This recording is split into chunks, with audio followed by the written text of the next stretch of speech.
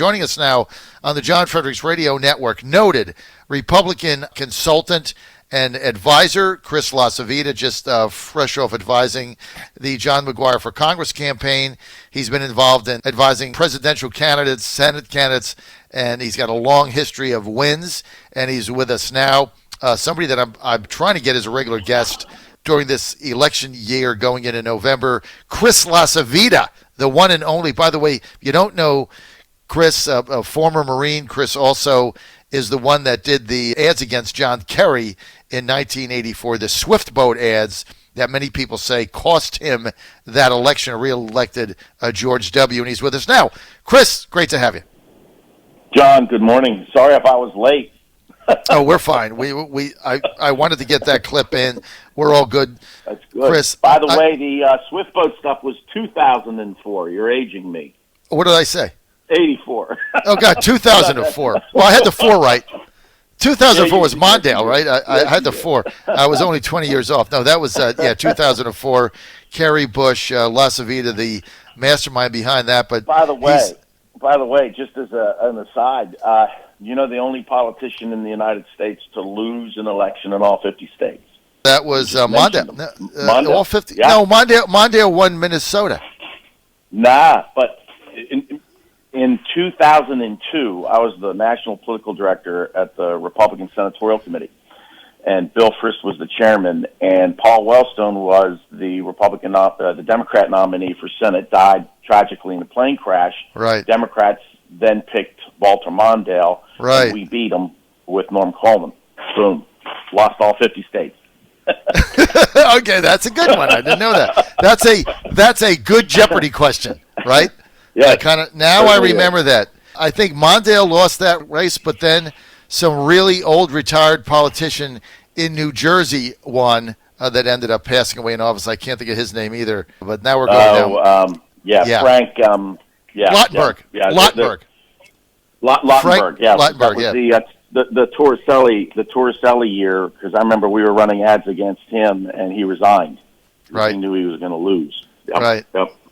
He resigned under some scandal, and then they put in Lottenberg, who had been there, retired, and came back. Mm-hmm. And so you had Mondale coming back and Lottenberg. They won one out of the two of them. I don't know how we remember these things. I have absolutely no idea. Let's go to contemporary politics. I was mortified this year by these conventions. The one in the 5th District was a complete joke. Basically, they stole that. Bonnie and Clyde stole it from Denver Riggleman, people that on Bob Good's payroll, making unit share decisions on where to hold it, what hours to hold it on. That was putrid to me. Now the 5th's in play. Look, this is nothing against Bob Good. They took advantage of this system. Now you go to the convention we just had in the 7th, 105-degree heat. At the end of the day, on the 3rd ballot, Chris, this is why I hate these things.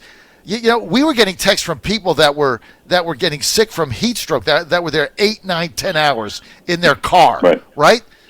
On the 3rd ballot, 1,775 people participated. Out of all the Republicans in the 7th District, which is hundreds of thousands, 1,700 people picked a nominee. When it came down to McGuire, a majority of 54% of 1,700. So not even 54% of 1,700. So how much is that? 900. So basically 900 people voted for the winner. Look, I backed Nick, so this is not a sour grapes, but we have got to end this. I mean, these conventions are ripping the soul out of the Republican Party of Virginia. I know that you've managed them. You've cut your teeth in them. You're successful at them. But look, we just can't go on this way. Well, so let me give you some perspective too, from an historical standpoint. So, this is my 30th year in politics. Right, I went from the Marine Corps straight into elected politics, and it's very similar, by the way. And in 1993, George Allen was nominated as governor in a 3-way race in the largest political convention held in the history of the United States, in the free world of voting delegates. You had 13,000 delegates show up. And that was held on a Saturday. I remember clearly because it was held about 2 weeks, maybe a week before. No, it was 2 weeks before I got married. So I remember a lot of it. But it was held at the Richmond Coliseum. It was seamless. It was flawless. And you had, like I said, 13,000 people that were actually voting delegates. So 10 times larger than a national convention. That nominates, that goes through the pageantry and everything of for the presidential race, without a problem. Then in 1994, Oliver North versus Jim Miller, 14,000, close to 15,000 people a year later in a nominating convention went off without a hitch. I mean, you had little hiccups and everything, but it went, you had that many people, and the process worked out well.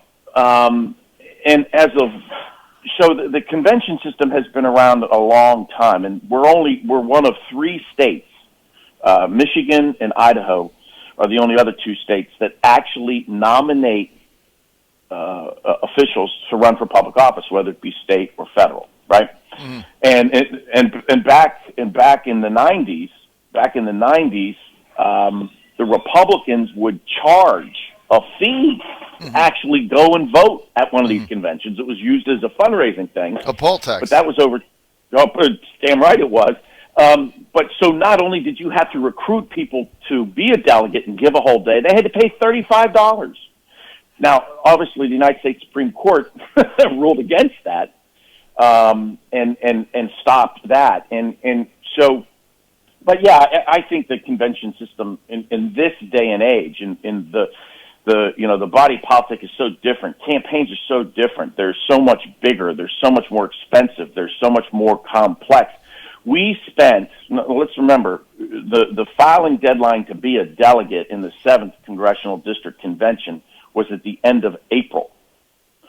So the campaigns did a pretty good job of getting 5,000 people, approximately 5,200 people, to file and actually be a delegate for a congressional race. And now, granted, if this were a primary, you would have, over 100,000 people participate. Plus, you would have, name ID a little bit bigger, and et cetera. So the filing deadline was at the end of April. And then, of course, the COVID stuff happens, and the committee, for whatever reason, because they clearly were not using their head, and they picked July 18th. I mean, the one thing, there are 2 things you don't want to give a Democrat nominee, a Democrat incumbent, right? You don't want to give them money, and you don't want to give them time. And when you give them the gift of time, when you shorten a race against an incumbent, you give the advantage to the incumbent. Mm-hmm. I think Nick will be able to put together a pretty good campaign operation and be able to wage a very competitive race against them. But he wasn't given any help by the complete and utter idiocy of choosing mid-July. So basically the filing deadline, as I said, was back in April, right? So for all of May, all of June, and half of July, the campaigns are limiting their discussions and their focus and their campaigning to a crowd of 5,500 people or 5,200 people. That's it. That's all we cared about. If you weren't in that group, John, we didn't care because you can't vote, right? The party apparatus is supposed to create a system that encourages participation and is seamless and incorporates all the campaigns. Right. The 7th District Committee did not do that. They did the complete opposite. They did it on purpose.